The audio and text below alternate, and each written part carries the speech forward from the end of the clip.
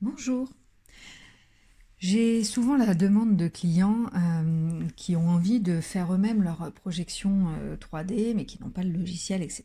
Et donc je leur explique que de manière quand même assez simple, ils peuvent réaliser eux-mêmes à la main. En plus, voilà, ça fait un petit passe-temps pour ceux qui aiment dessiner, réaliser eux-mêmes leur perspective 3D version main. Donc, je vais vous montrer aujourd'hui comment ça se construit. Avec un exemple très simple, celui d'une cuisine qui a été conçue par une cuisiniste. Donc d'un point de vue optimisation d'espace, circulation, je trouve qu'il y a pas mal de défauts, mais c'est pas grave, on va le prendre pour base. Je vous montre ça tout de suite.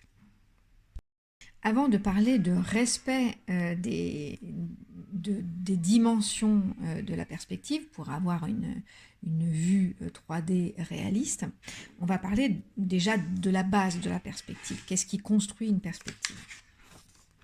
Pour ça, je vous ai schématisé, j'ai pris un volume très simple, un parallélépipède, vu de selon plusieurs positions, et on voit bien que selon que le volume est à gauche de l'horizon, au-dessus, en dessous ou à droite, on ne voit pas le même nombre et les mêmes faces. Ça montre que, et d'ailleurs, si je plaçais mon volume là, devant le point d'horizon, je ne verrais qu'une seule face. Donc cela montre aussi que on peut choisir selon ce qu'on a envie de montrer. Par exemple, sur ce dessin, je vais avoir envie de me montrer plus ce coin-là que ce coin-là, évidemment, sur ma perspective. Donc, je vais plutôt me placer mon point de fuite, donc l'horizon, on va dire, de ce côté par rapport à mon plan, de manière à avoir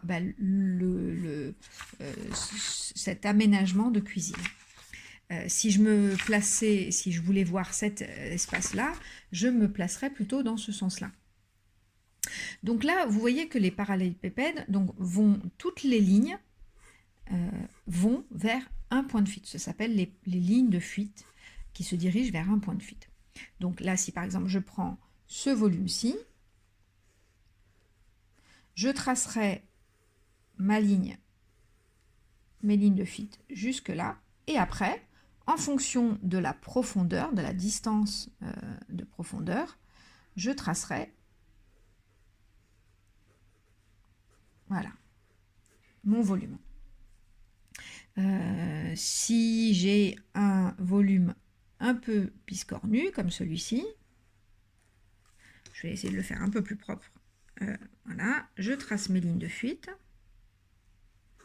Hop, hop, hop, hop. Ensuite, je choisis à quelle profondeur et après, je garde toujours l'angle droit, évidemment. Et voilà. Et après, je peux effacer mes lignes de construction et ne garder que ce volume, cet escalier, par exemple. Voilà. Donc là, on a vu de manière très simple ce qu'était un point de fuite, une ligne de fuite, et comment on construit à partir d'un dessin en plan, comment on construit ce dessin en volume. Maintenant, je vais vous montrer comment on va un peu plus loin pour respecter la bonne échelle.